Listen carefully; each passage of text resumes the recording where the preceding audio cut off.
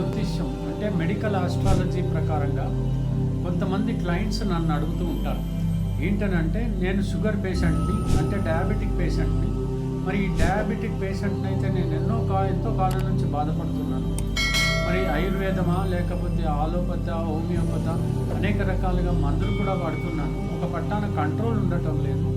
ప్రధానమైనటువంటి కారణం ఏమిటో అర్థం కావటం లేదు అని అన్నప్పుడు, నేను హోరోస్కోప్ను బట్టి చూసి అవును అలాంటి పరిస్థితి రావచ్చు, అయితే మాత్రం ఈ యొక్క రత్నశాస్త్రంలో మాత్రం వైద్య విధానం అనేటువంటిది ఉంది, ఆ రకంగా మీరు ఉపయోగించి చూడండి, కొంతవరకు ఉపశమనం కలిగేటువంటి అవకాశాలు లభిస్తాయి అని అన్నప్పుడు నా క్లయింట్స్ అడిగారు, ఏం జరుగుతుంది, ఏం చేయాలి, ఎలా తీసుకోవాలి, ఏ రత్నాన్ని ధరించాలని అడిగినప్పుడు నేను చెప్పినటువంటి విషయం ఏంటంటే, తెల్లటి పగడం ఉంటుంది, అది 3 క్యారెట్లు.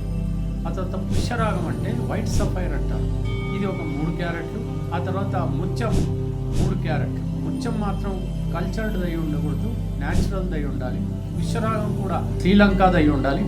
ఆ తర్వాత ఈ యొక్క పగడం అనేటువంటిది వైట్ కలర్ అంటే ప్యూర్ వైట్గా ఉంటుంది, అది మాత్రం జపాన్ అయి ఉంటే, ఈ 3 కలిపి మీరు కనుక ఏదైనా లోహంలో, వెండిలో కానీ బంగారంలో కానీ మీరు ఒక లాకెట్గా చేసి మెడలో ధరించినట్టయితే చాలా వరకు ఉపశమనం కలిగేటువంటి అవకాశం ఉంటుంది. అయితే మీరు వైద్యం అనేటువంటిది తీసుకుంటూ ఈ రత్నాలు ధరించినటువంటి పక్షంలో మీలో మీ ఇమ్యూనిటీ అనేటిది బాగా పెరిగేటువంటి అవకాశాలు ఉంటాయి.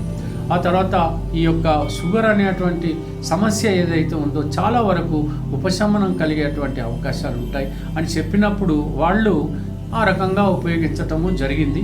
ఆ తర్వాత నాకు వాళ్ళు చెప్పింది ఏంటంటే, అవునండి చాలా వరకు హెల్ప్ అయింది అని మాత్రం చెప్పారు.